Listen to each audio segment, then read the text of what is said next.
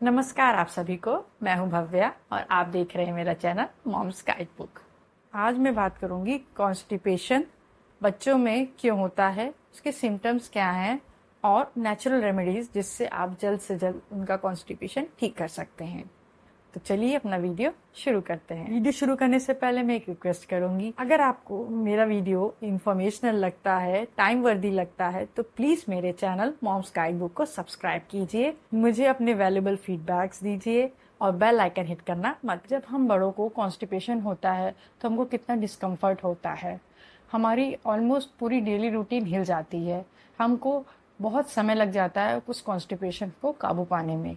तो आप सोचिए उन बच्चों के बारे में जो बहुत छोटे से हैं, जो कम्युनिकेट ही नहीं कर सकते, जिनको पता ही नहीं है कि उनको कॉन्स्टिपेशन हो रहा है, वो कितनी तकलीफ में रहते होंगे। अगर सिम्टम्स को पकड़ लें तो हम उनकी कॉन्स्टिपेशन की समस्या को जल्दी दूर कर सकेंगे। कॉन्स्टिपेशन होने पे भी अक्सर बच्चे बहुत क्रैंकी हो जाते हैं, गुस्सा करते हैं, चिल्लाते हैं, खाना नहीं खाते हैं। तो हमें लगता है हम माओ को कि मैं बच्चे को क्या हो गया है, अभी तक तो ठीक था, अब इतनी दिक्कत उसको हो रही है। तो आपको बच्चे के बॉवल मूवमेंट यानी पॉटी को ध्यान रखना है। आपको देखना है कि बच्चा रोज कम से कम एक बार फ्रेश हुआ करे। अगर बच्चा फ्रेश नहीं हो रहा है, हफ्ते में उसने 3 से कम बार पॉटी गया है, तो हो सकता है उसको कॉन्स्टिपेशन हो रहा है। तो आपको कॉन्स्टिपेशन के सिम्टम्स को चेक करना चाहिए, कहीं ये सिम्टम्स आपके बच्चे। अब हम बात करते हैं सिम्टम्स की। कॉन्स्टिपेशन यानी 2 से 5 साल के बच्चों में कॉन्स्टिपेशन के क्या क्या सिम्टम्स होते हैं। सबसे पहला, उनकी जो स्टूल है उसका साइज नॉर्मल साइज से बड़ा हो रहा है। दूसरा, उनका पेट बहुत टाइट है। तीसरा, उनके पेट फूले हुए हैं। चौथे, टॉयलेट के आसपास का एरिया भी काफी फूला हुआ है।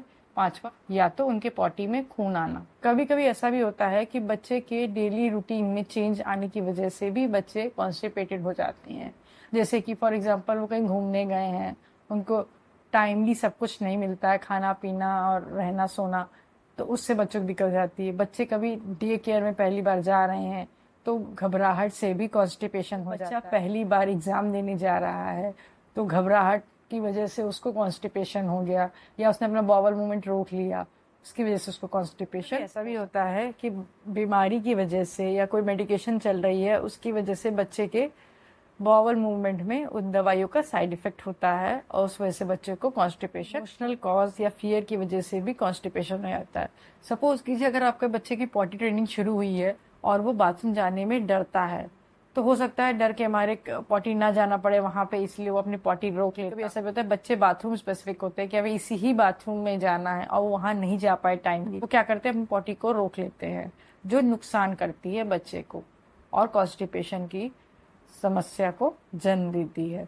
ये सारे रीजन है बच्चे के कॉन्स्टिपेटेड होने। टॉडलर्स के कॉन्स्टिपेशन के नेचुरल रेमेडीज के बारे में, सबसे पहले कि बच्चों के डाइट को थोड़ा सा आप कंट्रोल कीजिए। बच्चे को बहुत ज़्यादा फ्राइड चीज़ें जैसे फ्रेंच फ्राइज है, पकौड़े हैं, बहुत वैरायटी के घर में बन जाते हैं, ब्रेड रोल है, ये सब चीज़ें जो ऑयली चीज़ें हैं जिसमें फाइबर बहुत कम होता है, उनको थोड़े दिन के लिए अवॉइड। बच्चे को पास्ता, पैटीज, कुकीज़, इन सब में जिसमें आटे का इस्तेमाल होता है, रिफाइंड शुगर्स का इस्तेमाल होता है, उसको कुछ दिन के लिए बंद कर। नेक्स्ट है एक्टिविटी लेवल। रिसर्च में पाया गया है कि जो बच्चे फिजिकल एक्टिविटीज़ में इन्वॉल्व रहते हैं उनको कॉन्स्टिपेशन की समस्या बहुत कम होती है एज कम्पेयर टू वो बच्चे जो फिजिकल एक्टिविटी बिल्कुल भी नहीं करते हैं।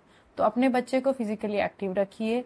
दिन में या तो साइकिल चलाएं बच्चे, या डांस करें, या पकड़म पकड़ाई खेलें। कोई भी ऐसा वर्चुअल गेम आप बच्चों के साथ खेलिए। जब तक आप बच्चों के साथ खेलेंगे नहीं, बच्चे फिजिकल एक्टिविटी करते हैं कि हम अपने लाइफस्टाइल में बच्चों के साथ खेलने का भी समय। बच्चे को हाई फाइबरस फूड खिलाइए, जैसे कि गेहूं है, बीन्स है, लेंटिल्स हैं, दाल है, टेबल्स है, फ्रूट्स हैं, ये सब चीज़ें उनकी डाइट में इंक्लूड कीजिए। उनके डाइट से एक्सक्लूड कीजिए रिफाइंड शुगर और रिफाइंड व्हीट। हम जो पैकेट वाले आटे अक्सर खरीदते हैं दुकानों से, वो बहुत ज़्यादा रिफाइंड होता है, तो उसमें चोखा नहीं होता है, तो बच्चे के बॉवल मूवमेंट को वो अफेक्ट करता है। आप कोशिश कीजिए कि आसपास आपके पास कोई चक्की हो तो आप वहाँ के आटे को लीजिए, उसमें चोकर होता है जो बच्चे के कॉन्स्टिपेशन को कम करता है और बॉवल मूवमेंट बढ़ाता है। उनके हाइड्रेटिंग स्टेटस को देखिए, मतलब कि वो कितना पानी पी रहे हैं। बच्चे को कम से कम 2 से 4 कप पानी दिन भर में पीना चाहिए। अगर वो उसका इंटेक 2 से 4 से कम है तो प्लीज़ आप उसका इंटेक बढ़ाइए।